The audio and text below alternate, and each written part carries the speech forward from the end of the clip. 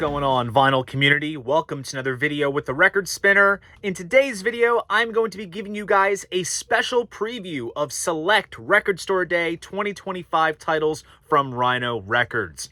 Every year in April, along with Black Friday, Record Store Day is an annual holiday for us vinyl collectors where we show our support to our local, independently owned record stores, line up in the wee hours of the morning with the hopes that we are able to secure what is on our want lists. Whether it's that sought-after reissue of a particularly rare record, that unreleased live album, or if you're into novelties, you're looking for those 3-inch records or that bluey picture disc.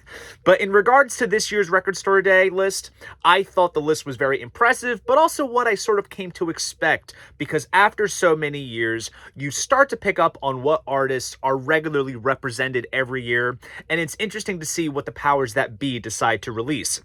And speaking of the powers that be, I want to give special thanks to the fine folks at Rhino Records for sending me the titles that you are going to see discussed and showcased in this video. Rhino is by far one of my all-time favorite reissue labels. They always put out great stuff, and we have developed a great relationship via unboxing some notable releases on the channel and writing reviews for Tracking Angles. So much thanks to Rhino. Now, I got a little stack here to dig into, so enough of the chit-chat. Let's jump into what this video is all about.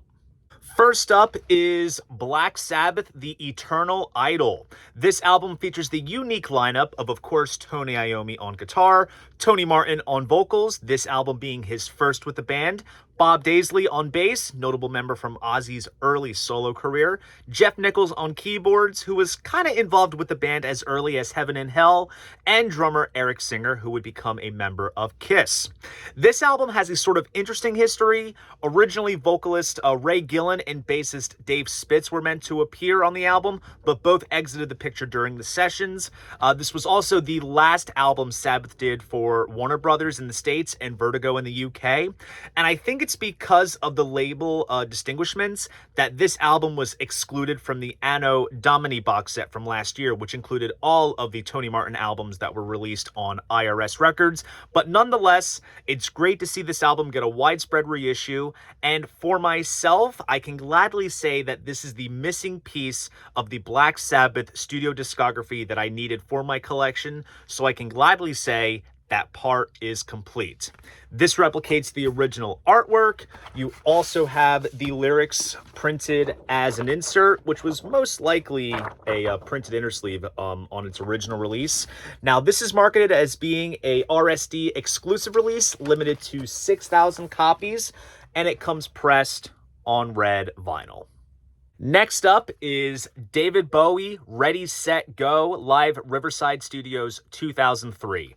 Bowie is one of those artists that I impulsively collect, and every year for Record Store Day, there's always a release. And for this year, we have a live show from London's Riverside Studios, which stands out for being the first concert broadcast live globally via satellite to 86 cinemas in 26 countries around the world. Now, for this show, Bowie played his then new album Reality in its entirety, along with an encore of some extra cuts. Now, I am hoping that because we got this release from 2003, that the news of the next Eras box set is imminent, because I love collecting those box sets that curate every album, single, B-side, and usually some bonus unreleased extras, so fingers crossed. The artwork features some great live shots of Bowie on the front and back. There is also a giant fold-out poster, which includes a replica poster of the original event. And you can kind of see the original photo that was used as a reference to the sort of cartoons anime style of the final album cover. The black vinyl LPs come housed in printed inner sleeves with some more live shots and the respective track lists on each sleeve. Now, this is marketed as being an RSD exclusive, limited to 6,400 copies. Next up is The Doors, Strange Days, 1967, a work in progress. Again, The Doors are another band I go nuts over, and I gotta say, the past couple of Record Store Days have been fantastic for Doors releases. We got the release of the elusive Paris Blues track, the unreleased soundboard tape from Bakersfield, and the Stockholm 1968 broadcasts, so it's been a winning streak for The Doors. And this year, what we have here are early rough mixes of tracks from the Strange Days album. Now, the story goes is that engineer Bruce Botnick had a tape buried in his vaults and was recently uncovered. Whether that's true or not, it's crazy to think that almost 60 years on, we are still getting new Doors material. Now, what's cool with these mixes is that there are a lot of mix elements and overdubs that are not present on these mixes. So these were definitely taken from the early part of the sessions. Now, some tracks from the album are missing, so it's not the full thing, but what's a pleasant surprise is the inclusion of the track We Could Be So Good Together, which would later appear on the Waiting for the Sun album the subsequent year. The artwork features the poster scene on the cover, which bears the band's logo and album title, and then the back cover features a cropped version of the front album cover with a sort of bluish tint. The printed inner sleeve has a scan of the Scotch tape box that the rough mixes had, and the flip side has a technical write-up from Bruce Botnick. Now, this is marketed as being a Record Store Day exclusive release, limited to 7,500 numbered copies, and as you can see here, I have copy number 3031, and this comes pressed on blue vinyl. Next up is Jethro Tull, Songs from the Vault, 1975 to 1978. This is a 2 LP set that brings together rarities and outtakes from the classic Tull period, centered around the albums Minstrel in the Gallery, Too Old to Rock and Roll, Too Young to Die, Songs from the Wood, and Heavy Horses. Now, all these tracks appear on those fantastic 40th anniversary book sets, as they call them, which feature a plethora of audio material, surround sound mixes, in-depth booklets. They are, to me, the gold standard on how to do a solid reissue. And on this release, you get a bit of everything. There's some singles, B-sides, alternate versions, and tracks that ultimately never made it onto the final records. Very much like the companion audio that came with the deluxe Led Zeppelin remasters, this is a sort of portal into the recording world of Jethro Tull. Plus, this period of 75 to 78 is probably my favorite Tull era, so this is hands down one of my favorite Record Store Day titles to come this year. You have some great band photos on the front and back cover. The gatefold opens up, and Ian Anderson does an in-depth track-by-track breakdown explaining where each track came from, the genesis behind it, etc. Now, this is marketed as being a Record Store Day exclusive release, limited to 3,000 copies on black vinyl, but I want to make mention of the center labels. They kind of riffed off the blue gradient Chrysalis label, but in place where the white is on the label, they use some band photos, which I think is a cool-looking twist. Next up is Geddy Lee, The Lost Demos. This 2-track, 12-inch single from the Rush bassist/frontman brings together 2 demos that were contrived during the writing sessions for his solo album, My Favorite Headache, dating back to 2000, which never made it onto the final album, and producer/engineer David Bottrill polished them up for release, and here they are. It's kind of like a postscript for the album, sort of, since it was actually reissued recently, along with the Alex Lifeson album, Victor. Geddy has said that he loved these tracks and they feel just as fresh as relevant now as opposed to them appearing on the album, so it's great that we do have them here. You have some stylized artwork on the front and back, comes pressed on standard black vinyl, and this is marketed as being an RSD exclusive release limited to 3,500 copies. Next up is Stone Temple Pilots, live in New Haven, 1994. This is a live show recorded at the New Haven Veterans Memorial Coliseum in New Haven, Connecticut on August 23rd, 1994, during the tour in support of the Purple album.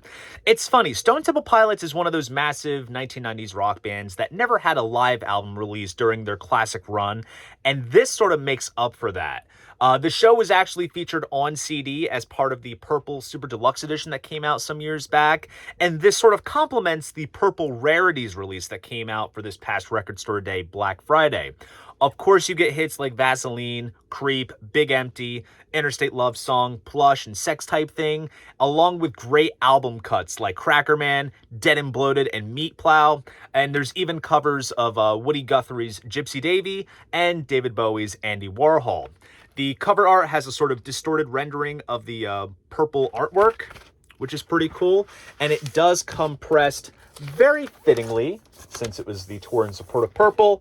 It is pressed on purple vinyl. It's kind of like a light purple here.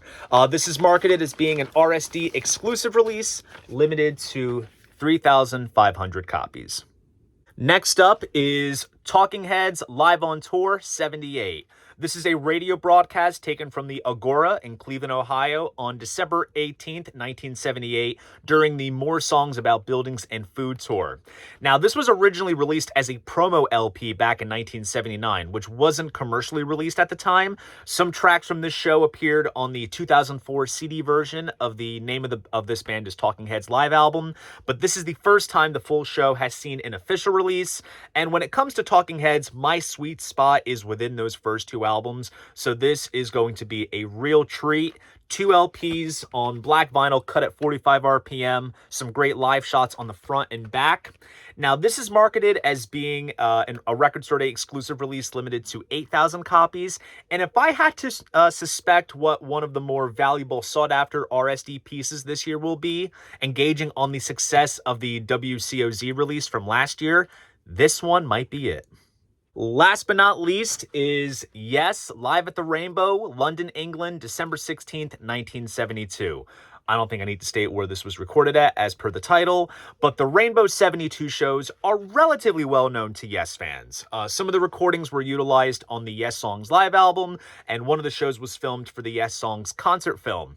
Now, this recording was also featured on the recently released Close to the Edge Super Deluxe set, and let me tell you, even though we were graced with the Progeny box set, which featured 7 newly mixed shows from 1972, this is a straight soundboard mix, and I don't know what it is. The band just plays with such gusto that I feel it's light years better than the Progeny shows. I don't know if it's down to the fact that the band was on home turf, filming or recording the show, but they play with such excitement.